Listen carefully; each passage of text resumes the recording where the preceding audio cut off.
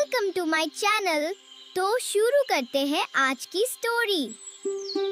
जादुई बीज और पर्वत का गीत। विहान नाम का एक छोटा लड़का अपने गांव के पुराने और सूखे हुए कुएं के पास खेल रहा था। अचानक उसकी नजर मिट्टी में दबे एक अनोखे बीज पर पड़ी जो धीमी नीली रोशनी से चमक रहा था। गांव में महीनों से बारिश नहीं हुई थी और चारों ओर धूल उड़ रही थी। विहान ने उस बीज को बड़े ध्यान से उठाया और उसे अपने घर ले आया।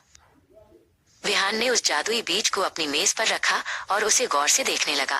वो बीज किसी ठंडी ओस की बूंद की तरह चमक रहा था और उसमें से हल्की सी गुनगुनाहट सुनाई दे रही थी। विहान को लगा जैसे बीज उसे कुछ बताने की कोशिश कर रहा हो। उसने तय किया कि वो इस बीज को अपने आंगन की सबसे अच्छी मिट्टी में बोएगा। अगले दिन विहान ने आंगन के एक कोने में बीज को बो दिया। उसने उसे थोड़ा सा पानी दिया और सूरज की रोशनी का इंतजार किया। कुछ ही दिनों में एक छोटा सा पौधा बाहर आया, लेकिन वो बहुत उदास और झुका हुआ लग रहा था।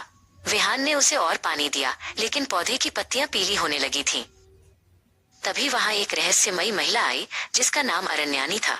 उसने हरे रंग के कपड़े पहने थे और उसकी आंखों में जंगलों जैसी गहराई थी। उसने विहान से कहा, बेटा, ये कोई साधारण पौधा नहीं है।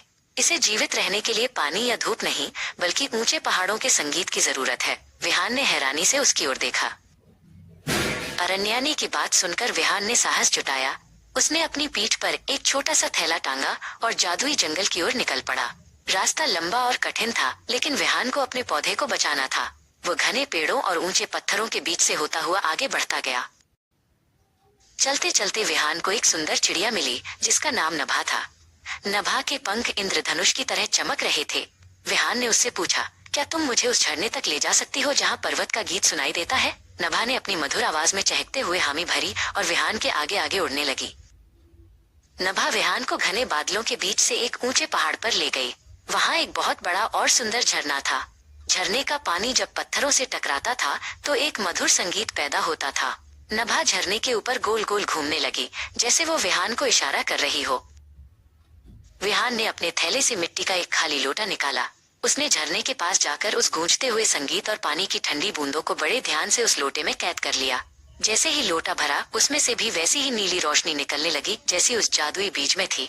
विहान बहुत खुश हुआ। विहान जल्दी से अपने गांव वापस लौटा। उसने अपने आंगन में जाकर वो चमकीला लोटा पौधे के पास रखा। उसने धीरे धीरे झरने की तरह गुनगुनाना शुरू किया।